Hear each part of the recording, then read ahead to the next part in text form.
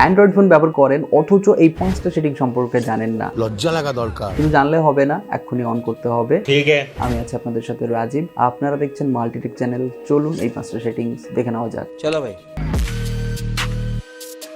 দেখুন, আমাদের প্রায় সকলেরই ফোনে এমন কিছু অ্যাপ্লিকেশন রয়েছে যেগুলো আমরা খুব কম ব্যবহার করি বা ব্যবহার করি না বললেই চলে। আমি শিওর আপনার ফোনে এমন কিছু অ্যাপ্লিকেশন রয়েছে। তো যাই হোক, আপনারা যেটা করবেন, প্লে স্টোর ওপেন করবেন, দেন প্রোফাইলে যাবেন, সেটিংসে ক্লিক করবেন, জেনারেলে যাওয়ার পর অটোমেটিক্যালি আর্কাইভ অ্যাপ এটিকে অন করে দেবেন। এখন যেটা হবে, আপনার ফোনে যখনই দেখবেন ফোনের স্পেস ফুল হয়ে যাচ্ছে, ওই মুহূর্তে প্লে স্টোর করবে কি, যে সমস্ত অ্যাপগুলো আপনি খুব কম ব্যবহার করেন ওই সমস্ত অ্যাপ্লিকেশনগুলো অটোমেটিক আপনার ফোন থেকে ডিলিট হয়ে যাবে। এতে করে আপনার ফোনের যে জায়গা সেটা কিন্তু বাঁচবে। বাট এর দারুণ একটা বিষয় হচ্ছে, পার্সোনাল ডেটা ডিলিট হবে না। অর্থাৎ আপনি যদি মনে করেন ভবিষ্যতে ওই সমস্ত অ্যাপগুলো ব্যবহার করব, জাস্ট ডাউনলোড করবেন, আপনার পার্সোনাল ডেটা অটোমেটিক সিঙ্ক হয়ে যাবে।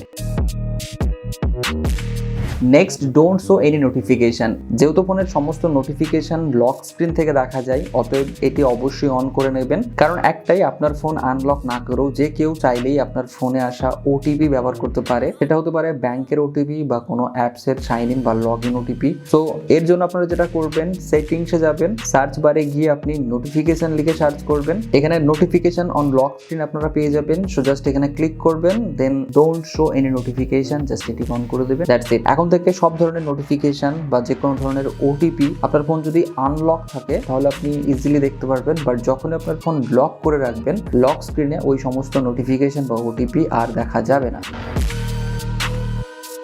বর্তমানে কল রেকর্ডিং করতে গেলে আপনারা সকলেই শুনেছেন এই ধরনের একটি disclaimer. This call is now being recorded. But আপনি চাইলে এই ডিসক্লেমারের পরিবর্তে একটি অডিও টোন সেট করতে পারেন, যাতে করে আপনি যখন কল রেকর্ডিং করবেন অপর প্রান্তে থাকা ব্যক্তি বুঝতে না পারে আপনি কল রেকর্ডিং করছেন। বাট আসল কথা হচ্ছে, যে চালাক মানুষ সে কিন্তু এই অডিও টোন শুনেই বুঝতে পারবে আপনি কল রেকর্ডিং করছেন। তারপরে এটি আপনারা অন করে নিতে পারেন। এর জন্য একটি অ্যাপ্লিকেশন দরকার, যার নাম হচ্ছে ফোন বাই গুগল। তো এই অ্যাপটি আপনারা ডাউনলোড করে নেবেন। এখন বর্তমানে ম্যাক্সিমাম ফোনে অ্যাপটি রয়েছে। জাস্ট অ্যাপটিকে ওপেন করবেন, দেন 3 ডটে ক্লিক করবেন, সেটিংসে যাবেন, দেন কল রেকর্ডিং। এখানে আপনারা পাবেন play audio tone instead of disclaimer. So এটি অন করে দিতে হবে। এখন থেকে দেখবেন কল রেকর্ডিং করতে গেলে আগের মতো আর ডিসক্লেমার শোনা যাবে না, জাস্ট একটি অডিও টোন শোনা যাবে।